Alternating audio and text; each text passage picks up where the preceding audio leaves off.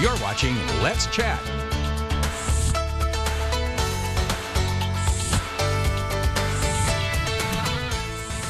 We're getting ready for another busy travel season as a lot of college students get ready for spring break, or if you just have a business venture planned and you are booking a trip.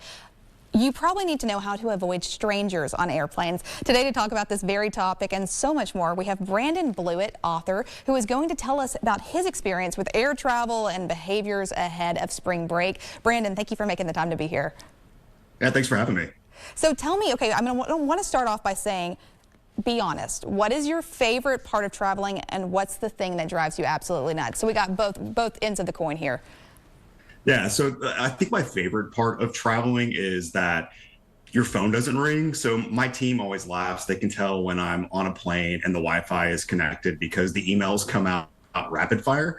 I think what drives me the most insane is that you're not in control, right? So the timing, right? You can't control the weather. You can't control the airport logistics. So you really are at somebody else's, whim as it relates to your own schedule. Absolutely. And going off of that a little bit, your book calls out 6 annoying travel habits. Can we unpack those, and what's the worst offender on that list? Right. So there's only 6 in the book, but in the original draft, there was probably 20. But my editor said, no one wants to read a rant that long. But I think the worst offender has to be the eager exiter, is what I call it in the book. And that's where someone in row 17, as soon as the seatbelt sign goes off, as the plane pulls into the gate, they're up in the aisle and trying to, bum rush for the exit door. And they generally save themselves maybe, 15, 20 seconds and make it very, very difficult for everybody else at, at the earlier stages of the aircraft to get off the plane in an organized and timely fashion. Absolutely. And expanding on that a little bit as well, I mean, we really wonder for an author what sparks inspiration, what is really the moment or maybe terrible seatmate that you would say, I have to write this book. What led you to that? So I was in consulting for, call it 8 years, and every Monday morning I was up at 4 a.m. on the first flight out of the day. Every Thursday night or Friday, I was on the last flight home to go home for the weekend. And in the middle of the throes of that part of my career, I was observing human behavior and thought, wow, this would make a great book, just talking about all of the things that happen in air travel. People laugh or make jokes that the security devices are stripping, important data and privacy. But I think what they strip is common sense, because the way that people act and behave once they're through security in an airport is baffling, and it's an entertaining story, and to me it's very, very relatable as well. Absolutely. I think anybody can relate to that, whether you've just traveled once. Any airport experience really is a whole experience in and of itself. You draw some great parallels as well between air travel and just life's bigger journey. Can you break that down for us as well?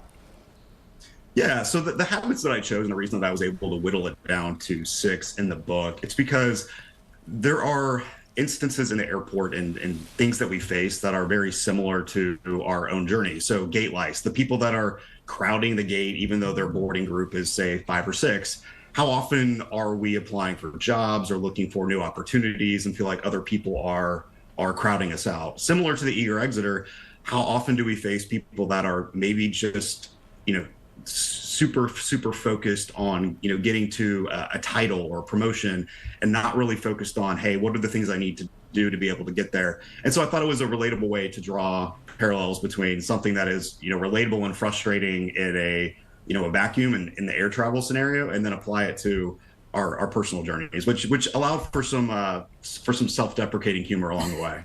Absolutely. I feel like we all have to be able to laugh at ourselves, and that's the biggest thing. But as well, I don't have that many travel horror stories because I have not been on that many planes, sadly. But what's the wildest thing that you have seen on a plane or something else that had helped inspire this book? So 2 things. One time I was flying from Colorado back to Dallas, and we had a 30-minute boarding delay because someone had so much elk meat and dry ice in their bags that they had checked that we didn't know if it would pass the regulations. And so I heard a conversation between the gate agent and the passenger and what they were going to do with the elk meat. That was pretty unusual. And then actually just last week, I saw someone that decided to use the armrest of the seat in front of them as an ottoman with their cowboy boots, which at 30,000 feet created a kerfuffle. Fortunately, it did not go viral. The flight attendant was right there to de-escalate the situation, but the way that people sometimes treat planes like their living room is a bizarre bizarre case of human behavior. Absolutely. I really like that you mentioned that like people treating it like their living room as well, because even for those of us who might not travel a lot, it really brings an essence of the human experience, and I think it's so humbling. Tell me again, Brandon, where people can find you for more information about this book or just to follow you in general. Yeah, absolutely. So I'm on X and Instagram. It's Brandon in the Air. My website is www.brandonblewitt.com. And then you can also find me on LinkedIn. And my book is available on Amazon, Kobo, iBooks, and Barnes & Noble. Absolutely. Brandon, thank you for just taking a few minutes out of your day to spend some time with us, telling us about this book. Even if you're not an avid traveler, it truly will give you an insight into the human experience, and I think it's such a great book. For more information, go visit him on his website, brandonblewitt.com, or go visit him on social media. We're in for a short break here on Let's Chat. Stay with us.